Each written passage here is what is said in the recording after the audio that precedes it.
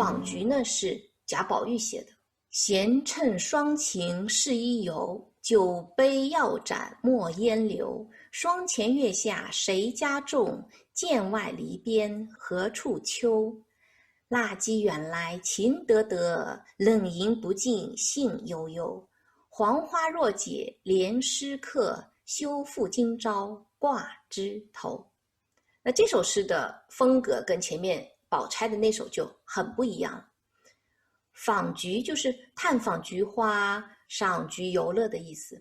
他诗一开始就说要趁着天气晴好要出去玩，你不必为了饮酒啊，为了身体的病弱啊而留在家里面。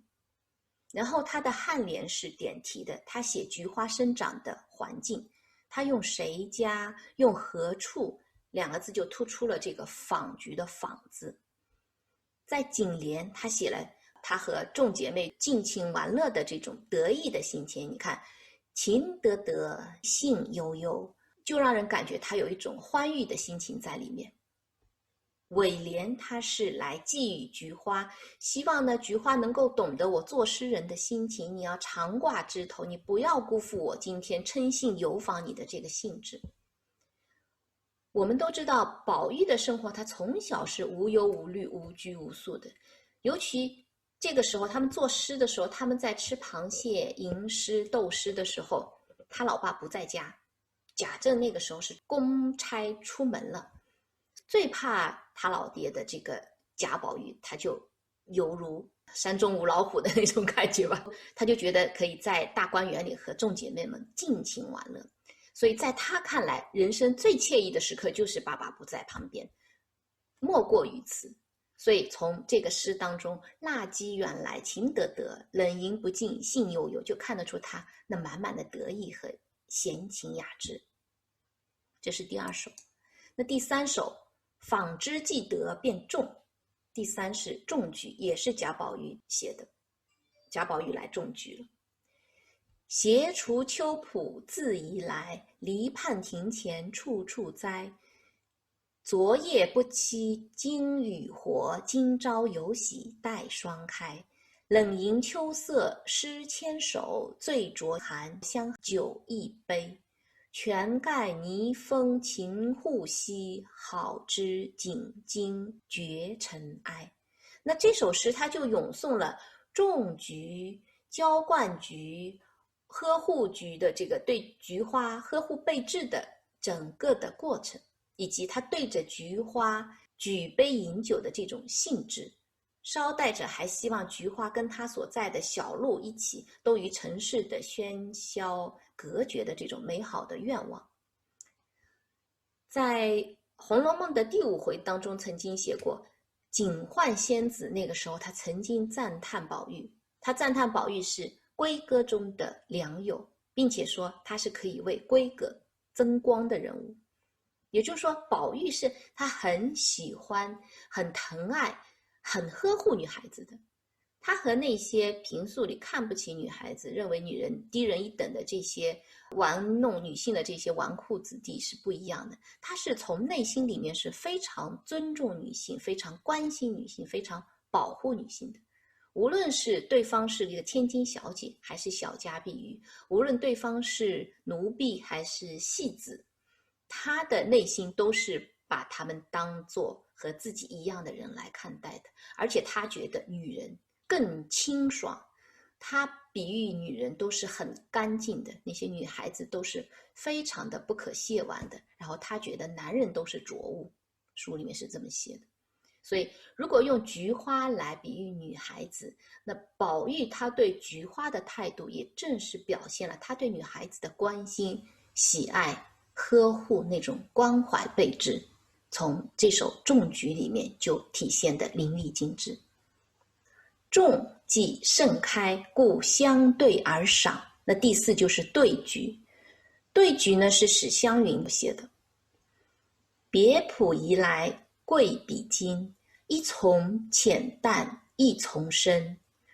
萧疏篱畔磕头坐，清冷香中抱膝吟。数去更无君傲事，看来唯有我知音。秋光荏苒休辜负，相对缘宜惜寸阴。诗里面的磕头这个词的意思呢，就是男人摘了帽子之后就不戴官帽，不是就裸露出了那个头髻。古代的男人把头发不是盘起来，然后再用那种发带一样缠起来，还露个头髻嘛。这个就是磕头，是男人专用的一个词，它只能是男人的形象。那古代的女孩子因为本来就不戴这种帽子，也无所谓磕头。这里呢，史湘云就是用磕头来比喻不拘礼法、无拘无束的样子，它和下联当中的傲视它是有对应的关系的。这个磕头傲视，它是化用了王维的一句诗：磕头积聚长松下，白眼看他是上人。他就写出了那种男人般的很豪爽洒脱的那种样子。他和菊相对而坐，抱膝而坐，赏菊吟诗，洒脱的状态。后两联是赞美菊花的傲视独立的风格，它表明自己才是菊花的知音，要不辜负美好的清秋时光，要珍惜宝贵的光阴，要与菊花相对，尽情欣赏。在这里为什么安排史湘云来写这首诗？因为史湘云大家也知道，她生来就是一副男孩子的样子，她从小就喜欢男孩子一样的打扮，英豪阔大宽洪亮就是形容史湘云的，大大咧咧的，很爽，行为处事也像个男孩子。在小说当中有一次，就是贾母她曾经把史湘云误认为是宝玉，还以为是宝玉走到面前来了。在这首诗当中，史湘云她就以一个男性抒情主人公的这个角色出现，她以傲霜枝的菊花为知音，来表现她很豪爽不羁的这种潇洒的风度。这是对句。那相对而信有余，故折来共评为完。第五是贡菊，贡菊也是史湘云写的。弹琴浊酒喜堪愁，积案亭亭点翠幽。隔座相分三津路，抛书人对一枝秋。双亲纸帐来新梦，浦冷斜阳忆旧游。傲视也因同气味，春风桃李未烟流。贡菊就是把菊花折了插在花瓶当中，放在房间里面观赏。那这首诗呢，是被李纨评为排名第6。愁是伴侣和同类的意思，也就是说作诗的人把插着菊花的花瓶放在案几上面，它与菊花为伴。菊花很美丽啊，菊之傲丽，那使得房中的环境它也显得很优雅。隔着书桌就能够闻到菊花的香气，使得睡梦当中也增加了一份清香。对着菊花弹琴饮酒，赏菊吟诗，蔑视富贵，降狂傲世，就很有像陶渊明这一类名士的风度在这里了。林黛玉很欣赏史湘云的这首诗，她评论说，据我看来，头一句好的就是这句浦冷斜阳忆旧游。她说这句话是背面赋粉。所谓的背面赋粉是什么意思呢？就是说它是用了倒插笔追叙的写法，因为它前面写的全部都是插在瓶子当中的菊花，写到这里他再回过头来写原来在园中赏菊的这个情景，把诗的意境就进一步扩大了，而且吟咏的内容也就更丰富了。